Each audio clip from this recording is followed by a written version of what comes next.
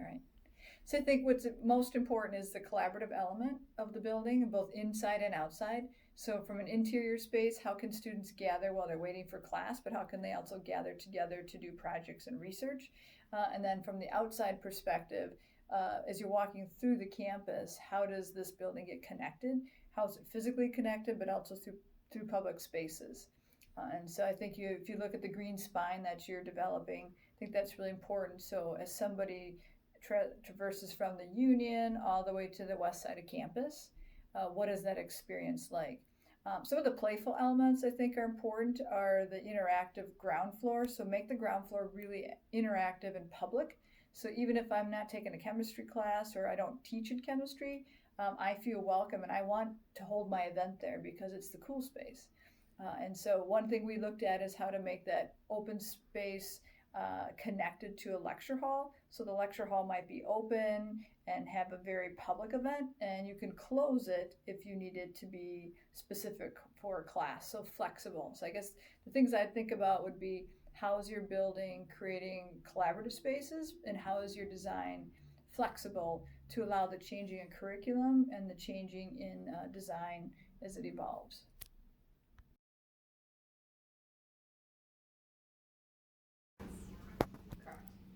Okay, so for some elements of sustainability for UWM, I think exposure to nature in pockets, in micro places where you can get some sunshine, be in the fresh air. That's really important, and it can happen at all levels. Pathways exposed to the sunlight, and yet shelter if it's a very windy location is also important. Just taking into account what the weather is. If we could do anything in terms of efficiency on our heating and cooling, we already have a very efficient heat plant, so it's really good to take advantage of that. But if we wanted to go further, we could explore geothermal. That would be a great thing.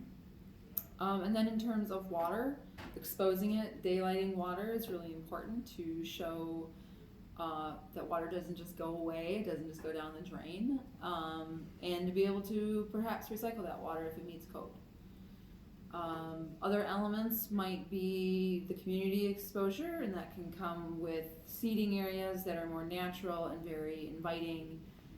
Perhaps there's even sources of food growing in different areas around there. I know soon the physics gardens will have to go away, we need a place for that. So yeah, those are a few features that we could see in sustainability here at UWM.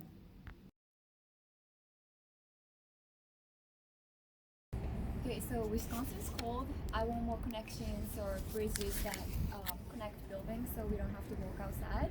And I want more green or art, sculpture or monuments outside and inside of the building.